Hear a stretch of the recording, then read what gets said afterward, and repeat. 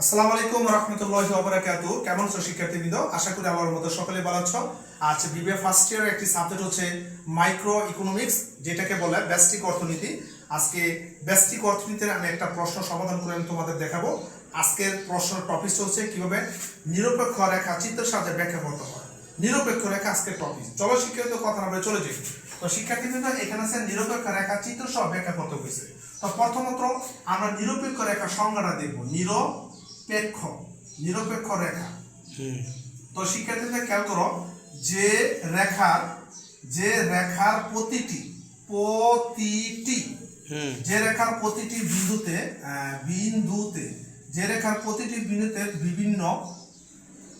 বিভিন্ন সংমিশ্রণ যে রেখার প্রতিটি বিন্দুতে বিভিন্ন সংমিশ্রণ ভুক্তা, যে রেখার প্রতিটি বিন্দুতে বিভিন্ন সংমিশ্রণ ভুক্তার দুটি দ্রব্যর সমপরিমাণ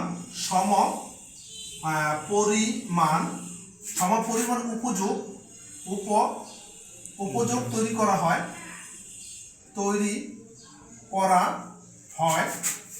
তাকে নিরপেক্ষ রেখা বলে। রেখা বলে। তো শিক্ষার্থীবৃন্দ এখানে একটু খেয়াল করে দেখো, সংজ্ঞাটা আমি কিভাবে লিখছি। যে রেখার প্রতিটি বিন্দুতে বিভিন্ন সংমিশ্রণ ভুক্তা, মানে একজন ভুক্তার দুটি দ্রব্য, একটা এক্স দ্রব্য হইতে পারে, একটা ওয়াই দ্রব্য হইতে পারে। এটা আমি চিত্র মতো দেখাবো। দুটি দ্রব্য মানে একটা এক্স দ্রব্য, একটা কি ওয়াই দ্রব্য, সমপরিমাণ উপযোগ তৈরি করে তাকে নিরপেক্ষ রেখা বলে। অর্থাৎ দ্রব্য এক্স এবং কি দ্রব্য ওয়াই, দুইটা দ্রব্য উপযোগ সমান হইতে হবে, এটাকে আমরা নিরপেক্ষ রেখা। তো শিক্ষার্থীবৃন্দ এখন চিত্র দেখাবো। দেখো নিরপেক্ষ রেখা চিত্র, নিরপেক্ষ রেখা চিত্র। শিক্ষার্থী নিরপেক্ষ রেখা চিত্র কিভাবে আঁকবা? যে কোনো চিত্র আঁকতে যাবা, একটা হচ্ছে লম্ব আর একটা কি ভূমি লেখা দিতে হবে। যেমন ও দেখলাম, এখানে যেহেতু দুইটা দ্রব্য বলছিলাম, তো একটা ধরলাম কি এক্স দ্রব্য ও এক্স, আর একটা ধরলাম কি ওয়াই দ্রব্য। এবার শিক্ষার্থী কিন্তু আমরা একটা নিরপেক্ষ রেখা আঁকবো। এই যে এটাকে আমরা নিরপেক্ষ রেখা, যেটাকে আমরা ডান দিকে নিম্নগামী, নিরপেক্ষ ডান দিকে নিম্নগামী, এটা বলা আইসি।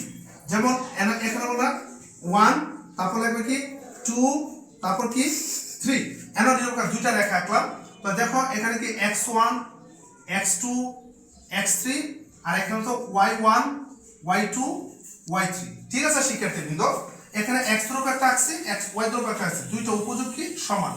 এখানে কি একটা বিন্দু তো এখানে ধরুন a b c, just a b c বিন্দু দ্বারা নিরপেক্ষ রেখাটা কি করবে, যোগ করে দিলাম। তো শিক্ষার্থীরা তোমরা হোয়াইট বোর্ডে দেখতে পাচ্ছ কিভাবে এটা আমি সলিউশন করছি। যারা বিবিএ লেভেল স্টুডেন্ট আছো, এখন এই খাতা কলম এটা প্র্যাকটিস করো, আশা করি তোমাদের উপকার আসবে। তো শিক্ষার্থীবৃন্দ আজকে পর্যন্ত মানুষ, আগামী ক্লাসে এই বেস্টিক অর্থনীতি নতুন কোনো টপিকে হাজির হবো। আজকে থাকবে, আল্লাহ হাফেজ।